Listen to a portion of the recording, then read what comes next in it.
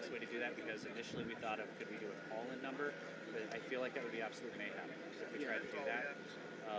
Do it on Zoom. Yeah, I'm just trying to think of how we could limit it to enough people to ask enough relevant questions to enough large audience without, because if we opened it kind of wide open, we're talking thousands of people would probably call in. What was the question? Oh, I'm sorry, for trying to get a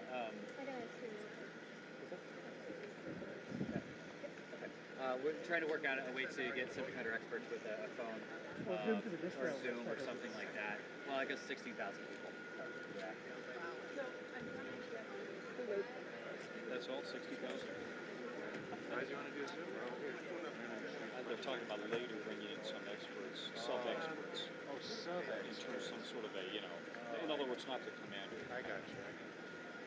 When I say sub, I mean not submarine. I mean It's like submarines, not right. Hey, Caleb. It's got to be submersible. Can you check on Bambuza and see if you're getting live signal from me? Yeah. And when you get there, I want to test my microphone to see if it works. Yeah.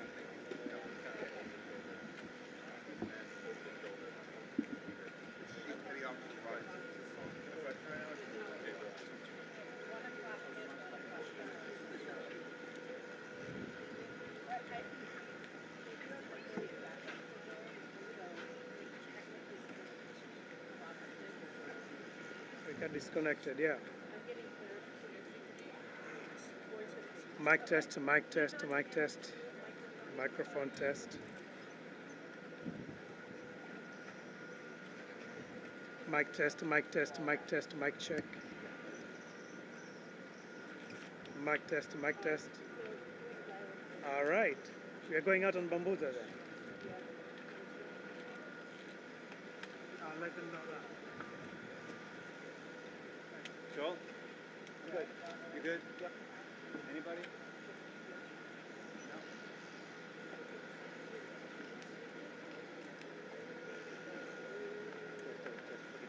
Testing, test.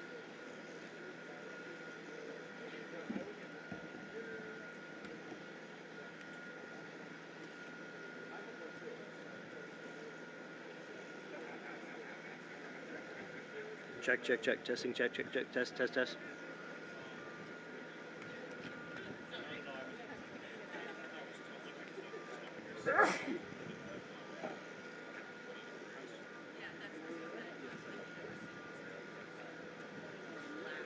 Oh, yeah, let me get out of your way.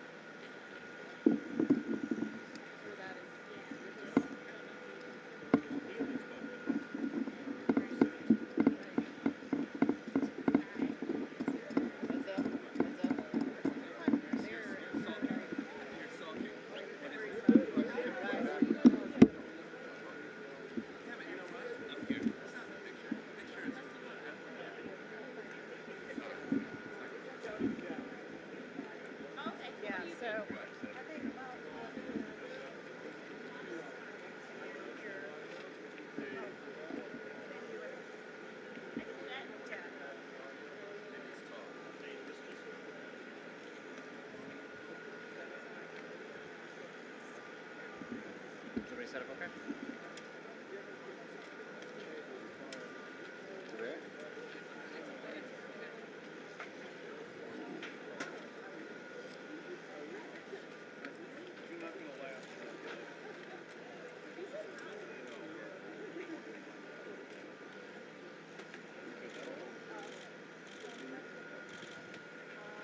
Good afternoon. Thank you all for joining us today for today's press briefing for the continuing search for the submarine from the Canadian research vessel Polar Prince. I'm Chief Petty Officer Robert Simpson, the Assistant Public Affairs Officer for the 1st Coast Guard District. In just a few minutes, or just a moment, I'll be introducing Captain Jamie Frederick. He's one of the response coordinator for the rescue efforts. I do ask after his brief statement, we'll be opening up to some questions for you all. We do have about 10 minutes today, so after his following his statement, we do ask to limit everybody to one question, and we'll try to get around as many as we can. Me and my staff will be available afterwards so that we can take some additional questions that may not have been able to get to or may not answered fully to get your contact information, and our staff will be able to get back to you with that information. This time I'd like to welcome Captain Jamie Frederick, Response Coordinator in the 1st Coast Guard District. Good afternoon. I'm Captain Jamie Frederick with the 1st Coast Guard District Response Department, which oversees search and rescue operations under Rear Admiral John Mauger, the 1st Coast Guard District Commander. I'll provide a brief recap of our coordinated search efforts for the 21-foot submersible with 5 people on board, along with providing an update on current search efforts and plans for the next 24 hours. On behalf of all the men and women of the United States Coast Guard and our search partners, we offer our most heartfelt thoughts and prayers for the 5 crew members, their families, and their loved ones. Our crews are working around the clock to ensure that we are doing everything possible to locate the Titan and the 5 crew members. Yesterday, we stood up a unified command consisting of expertise from the United States Coast Guard, the United States Navy, Canadian Armed Forces and Coast Guard, and the Titan's parent company, Ocean Gate Expedition. This is a complex search effort which requires multiple agencies with subject matter expertise and specialized equipment. While the U.S. Coast Guard has assumed the role of search and rescue mission coordinator, we do not have all of the necessary expertise and equipment required in a search of this nature. The Unified Command brings that expertise and additional capability together to maximize effort in solving this very complex problem.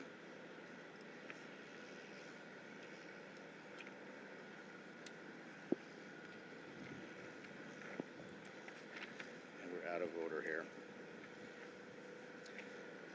As a recap, on Sunday, the Coordination Command Center in Boston received a report from the Canadian expedition vessel Polar Prince of an overdue 21-foot submarine Titan with 5 people on board. The Titan was attempting to dive on the wreck of the Titanic approximately 900 miles east of Cape Cod and 400 miles south of St. John's, Newfoundland. Approximately 1 hour and 45 minutes into the scheduled dive, the Polar Prince lost all communication with the Titan. The Polar Prince conducted an initial search and then requested Coast Guard assistance. The U.S. Coast Guard in Boston assumed the responsibility of search and rescue mission coordinator and immediately launched search assets. Since Sunday, the Coast Guard has coordinated search efforts with the U.S. and Canadian Coast Guard, Air National Guard aircraft, and the Polar Prince, which have searched a combined 7,600 square miles, an area larger than the state of Connecticut.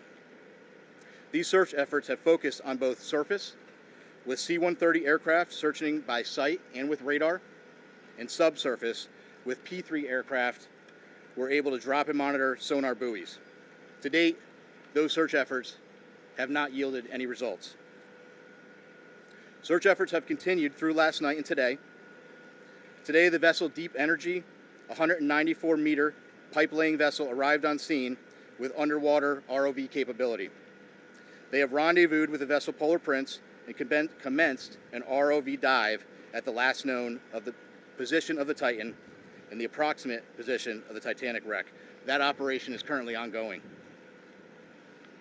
Additionally, a Canadian P-3 aircraft is currently conducting a 6-hour search of the area, and several C-130 aircraft and another P-3 are scheduled to fly this afternoon and this evening. The Canadian Coast Guard cutter, or vessel, John Cabot, is scheduled to arrive later this evening. and several other Canadian Coast Guard vessels and the Coast Guard cutter Sycamore are en route. Additionally, the U.S. Coast Guard has the U.S. Navy's SUPSAL Supervisor of Salvage and Diving Command is working with U.S. Transportation Command to bring additional assets to the search area. These more capable assets will be staged at a St. John's for further transport to the search area. There are also several private vessels, research vessels with ROV capabilities that are making preparations to join the efforts. So I want to reiterate, this is a very complex search, and the unified team is working around the clock to bring all available assets and expertise to bear as quickly as possible in an effort to solve this very complex problem. We'll continue to provide updates as they become available. And again, our thoughts and prayers are with the crew and the families and their loved ones. We will provide unwavering effort as we continue the search. And I think at this time we'll open it up and take a few questions. How an ROV would work, sir, is tethered to a ship and what it can see, and then could it actually tug or pull something? So each of the ROVs, so that's kind of a vague question, right? ROVs have different capability. It's our understanding the current ROV that is deployed at the site now has some limited capability, it has a camera on board, but again, each of those is different, and we'll be gathering more information as that operation goes on through the day. Captain, how many hours ABC News. If your submersibles can find this sub, is there any way to retrieve it and save the people on board? Yeah, so right now all of our efforts are focused on finding the sub.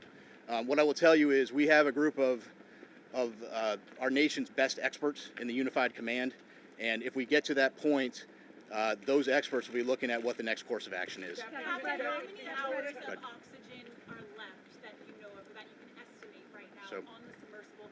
And does it have to be approved or regulated? Sure. So first of all, it's an estimate, right? Because we know from the data we were using as a starting point was 96 hours. We know at this point we're approximately about 41 hours. Yes, and correct. Does it have to be approved or regulated? Does submersibles go through anything that you know of? Yeah, I'm not sure of the exact technical piece of that. We know there's about 40 hours of breathable air left based on that initial report. Again, that was just the initial report based on 96 hours from when the vessel Captain, submerged. even with that amount of time that's left, let's say 41 hours or so, if you were to find the submersible at this moment, would that give you enough time to save these 5 people on board?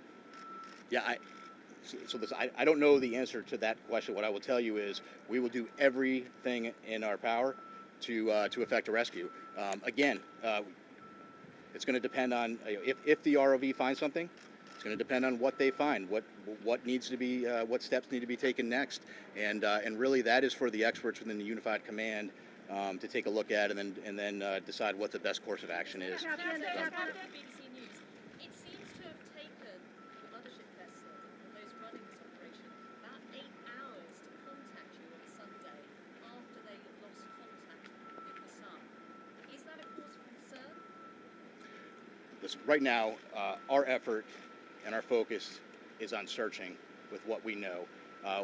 As soon as we received the report on Sunday evening, we immediately launched search efforts. We flew assets that evening, and we've continued constant surface and air asset searches since that point. Captain, Go ahead. Thank you. You mentioned that the search operation is very complicated. What are the biggest challenges you're facing? Well, this is a complex search, and it's complex for a variety of reasons. You're talking about a search area that's 900 miles east of Cape Cod, 400 miles south of St. John's. So logistically speaking, it's hard to bring assets to bear. It takes time, it takes coordination. And then we're dealing with, two pieces of, you're dealing with a surface search and a subsurface search. And frankly, that makes it an incredibly complex operation. Captain, will the U.S. Navy or the Canadian Navy be able to get salvage equipment on time before the air runs out? Obviously, getting salvage equipment on scene is a top priority. Unified Command is working through that to prioritize what equipment we can get there. There are ongoing operations right now via the U.S. Navy and Transcom to get equipment staged in St. John's and to get it on scene. I can't give you an exact timeline of when that's going to happen. What I can tell you is there is a full court press effort to get equipment on scene as quickly as we can. Is that equipment already on the East Coast, though, or is it coming from the Pacific, for example? No, so some of the equipment that's coming is coming from the East Coast, but again, we're talking about very heavy equipment. It's a complicated transport operation, but the best professionals in the world are working it, and that's U.S. Transcom. What kind of equipment When it comes is to it? the equipment, can you put in more detail? Do you have a Curve 21 that's being shipped up to that location? And since you don't have a fleet tug vessel with the Apache to decommission, what other assets you have? You have civilian ships. Yeah, so like I said, there are several civilian ships that have offered services heading that way. There are additional Coast Guard cutters. We hope to have a Canadian Coast Guard cutter on scene this evening. We hope that they may be able to assume on-scene commander. Polar Prince has been doing a great job with those duties, but if we could take some of that from them, that would be good. But your question about specific equipment, I'm not going to get into talking about specific equipment. Frankly, I'm not an expert on what that equipment is, but again, I can tell you we have experts in the Unified Command that are going through that, prioritizing what we need, and then how we get it on scene. Can you tell us about the personnel from Boston? How many people from here are out there, and also what equipment? From Boston specifically. Yeah, from Boston. So Boston, where Boston plays a role is the command center, the rescue and coordination center is here in Boston. The aircraft that are coming in are coming from different locations, but the command structure is being worked out of Boston. And I think we have time for two more questions. In all your years of experience, just how unique is this? Has the Coast Guard ever had to deal with anything like this? Well, I don't want to speak about if the Coast Guard has ever. I would tell you it's a unique operation. It's a challenging operation, but right now we're focused on putting everything we can at it and searching as hard as we can and getting the assets out there as quickly as we can. And so Private companies, the other assets that are rushing to the area, what sort of assets do they have? Do they have ROVs? They have similar technology that we gain? Yeah, there are some additional assets with ROVs. There is one asset that is working to get on scene with a decompression chamber. So those are all pieces that are coming together, and we're working those logistical challenges to get them there. And I think we'll take one more. is a deep-sea rescue a realistic prospect? What would that look like? Well, I can't tell you exactly what it would look like. I would tell you that we are out there, we're searching. We wouldn't be doing this. We wouldn't be searching and putting all effort out there. I think that, if the sub is located, that's a question that then the experts need to look at what is the best course of action for recovering the sub. But I think it's going to depend on that particular situation and if we encounter that. Sir, is it true that the British offered assistance and they were told we don't need your assistance at this point? No, I'm not aware of that. Again, what I would tell you though is that the Unified Command is working through prioritizing. We know that there's equipment out there that can be brought to the scene. The Unified Command is working through prioritizing what equipment we need and then how we get it there. And the So, British are also responding to the ship as well? yes, it's my understanding, correct. And I think we're going to wrap it there. Yep, thank you. Thank you, Ben. Thank you. I really appreciate you guys coming out today. Include this portion of the brief on there. I can stay behind just to take some additional stuff that maybe wasn't answered. We can try to get some information back to you kind of a bit later. Yeah. Yeah. Right, so the Rescue Coordination Center that he's talking about specifically, that's based in Boston. So the personnel that are working in the command and control environment as far as building a lot of the search and rescue plans, sending out the information, coordinating those pieces are here. The people affecting the mission, so the pilots, the air crews, all of the ships, those are based out of different areas. So our pilots, air crews are out of Elizabeth City, North Carolina.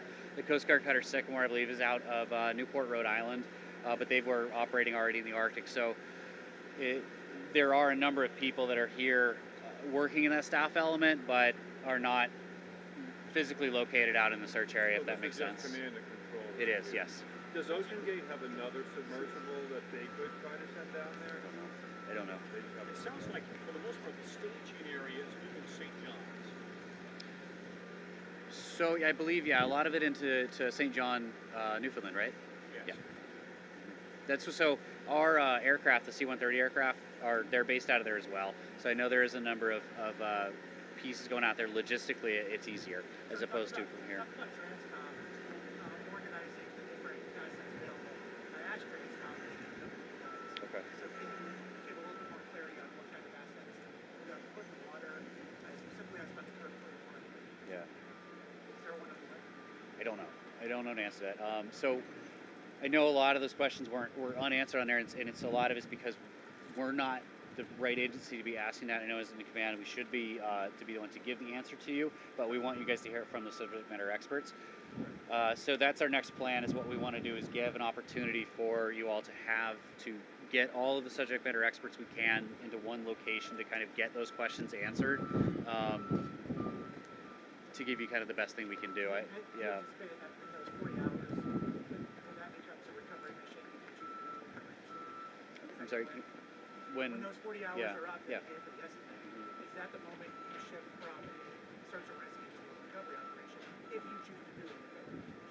Given the difficulties. I think it really depends on a number of factors. So anything that could change between now and then, as far as information response, things like that could change that. So it's not a hard and fast, timer's up, time to transition. There's a lot of factors that go into it that could extend something like that. Excuse me, what role does the amount of oxygen play in one of those factors? And with 40 hours of oxygen left, when would you then transition from a search and rescue to a search and recovery? I don't know an answer to that. That's definitely outside, but we can try to get back to, as we transition through that phrase, we'll have better answers for that. Is there information about the conditions out there? Like, what exactly are Coast Guard facing? So the weather-wise, yep. So actually, I have, I believe the weather on scene today was 5 to 6 foot seas. What does that mean, sir? Sorry, like a wave? So wave height, 5 to 6 feet. I believe it was 15 knot winds. Visibility was very foggy yesterday with very little nose visibility, but was increasing today, and they were expecting much better conditions from an aerial search perspective. So it's 5 to 6 waves today? Yes. And it's cleared in terms of visibility? Yes. High winds persist, or? It was 15 knot winds. So in terms, it's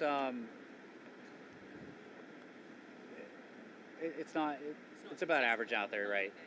How long would it take a typical Coast Guard vessel from the U.S., for that matter from Newfoundland, to get on site if they're running at maximum speed? That depends on the cutter itself or the ship itself, because they all have different speeds. Yeah. Do you have an average, just so we have a feel for how long it would take to get there? Well, depending on where they're coming from, it could be a matter of 2 days up to 4 to 5 days. It just depends on where they would be deploying from. 2 So. days from Newfoundland, for example? I don't know. We don't have any ships up there, so I don't know. I don't have an answer to that. The Canadian, we're trying to find out more information on the Canadian vessels that are assisting on there, sort of what their capability and speeds are. I just don't have an answer for you on that right now. Does the Coast Guard have a line on a piece of equipment that is capable of going down to the Titanic? The Coast Guard specifically, no. This type of a salvage operation in our expertise as an organization is No, in terms of private companies, if you reach. So that's all part of the conversation with Unified Command to find out what capabilities are out there and explore all avenues that they can. You're looking at that now. The Coast Guard is usually pretty good about releasing videos and Yep. like that of their operations. Is there a specific reason why you have these operations? We just haven't received any yet at this point. And you don't expect that to We do. We do expect to get some. Like I said, we do have some graphics that we're trying to look to send out this afternoon, as well as we've reached out to the aircraft crews to get footage from them. Now I know with the ROVs that are on scene today, like I said, there just hasn't been any before. So we are requesting out there to try and see what we can get to go through that and try to make that available to you all. What did images from the command center? That's it.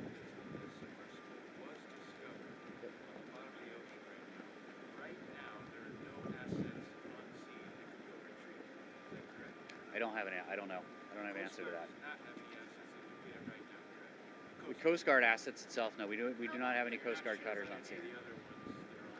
No, so the research vessels, I just don't know what the capabilities are at that. Do you think it's pretty unrealistic that it has made its way to the surface and it's waiting to be spotted? Because you've done all of these aerial searches. Are you quite confident it's imminent? That's why we have both types of assets, because we don't want to exhaust one possibility in vice of another.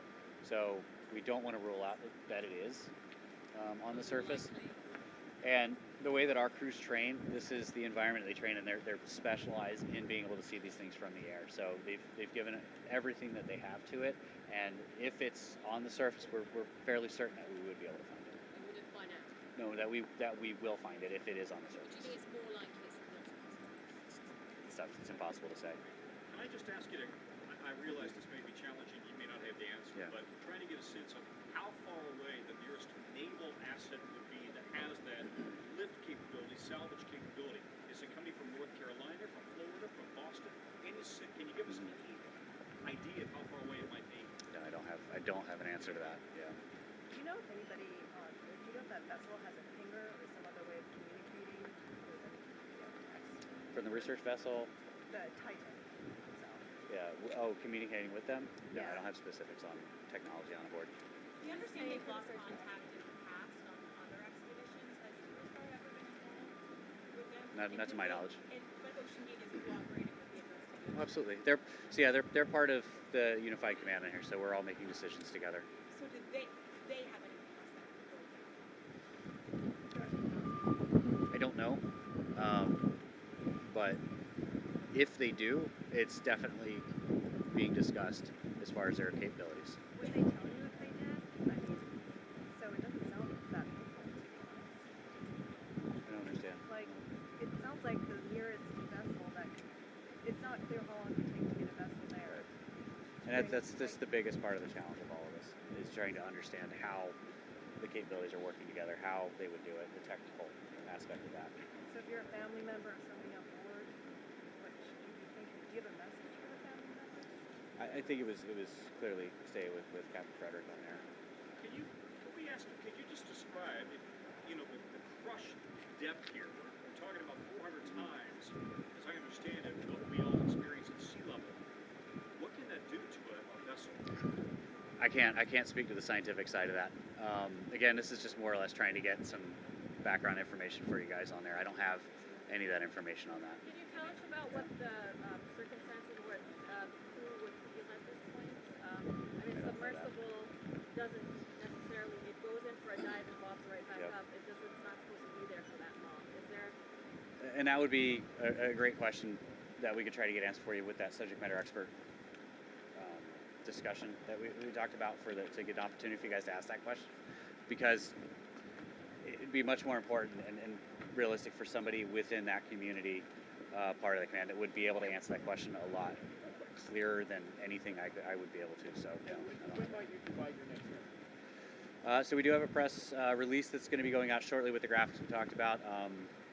Probably similar information to what was passed today. If any new information comes up, we'll update that. But I think ideally we'd be putting out press releases daily, and would look at probably doing another briefing tomorrow. Can I just ask you one last? Sorry, what's hold? I don't know. Could you just reiterate for us, how big of an urgency is this for the Coast Guard? How big of a priority?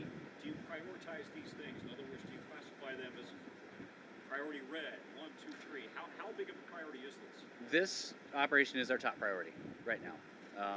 Within the district, we have, every available asset that we can that's to this that we can dedicate to it on this. That's why we are spending so much time and energy trying to coordinate really this enormous response effort to truly understand the scale of how far away this truly is. And in the context of the types of assets that we can get out there over something that's that enormous, something larger than the state of Connecticut, into perspective of what is available to be able to search in those kind of conditions so far offshore. Understand a 900 miles looks like is an enormous amount of distance. Can I just ask, if next to the vessel reportment, is a deep sea rescue effort realistic, and what that would be? I don't know what it would look like. Realistic, and that's all part of the conversation the Unified Command. They're looking at doing everything that they can to find out the options that are available. And family members have indicated the 5 people on board. Is there an official manifest or log saying exactly what's on that vessel? There is Will that on be there. released publicly? So not until all the NISCA notifications have been completed, through that process can we release names in that way. I know that some have gotten out, but they have not been through us. Okay. But yeah, thank you. I really appreciate your time today. Thank you, and we'll send out an update when the next advisory or advisory will be out for you guys. Thank you. Not that I'm aware of. Nothing that we are setting up. Now, I don't know if they are up there independently. I'm hoping that they would at least reach out to us to let us know so we could help kind of amplify that, but no. If the Canadians take over the on-site command out on the water, would then command move to St. John, or would it remain here? The ICC? No, I think more or less what he's talking about with the ship being out there is they can actually control the assets that are physically on site as far as where they're going, less that the operation itself is in command. So it would be in here is the resources to come up with all of those plans, come up with all of the search and rescue operation side. Will likely always stay here. When we say like an on-scene commander, they're just the one that's on scene physically that can communicate with everyone to make sure that we're deconflicting airspace, that we're covering the right areas, that people are searching the right spots. You guys collaborate every day, I'm guessing. We do. This one's just especially challenging because you just add in an additional layer of distance, of time, of all those other elements with it. Thank you. So for the different asset questions, I was talking to Scott over at Transcom. If it's not him and it's not you guys, who has the ball? Steve or Rouse? So no, I think it was just what's likely we just probably disconnect there with communicating with their public affairs folks. That's the really challenging part we're having here right now. Is normally when you have a response operation, everybody's already here, and there isn't. This is it for us here. Everybody else is either in Canada or elsewhere. So it's just a challenge we're trying to. I think that's just a product of that. So let me see what I can get. Yeah, because that's not fair. Yeah, because like the underwater salvage folks that are probably good for like the remote vessel questions, but I think the guidance they're getting from like Jim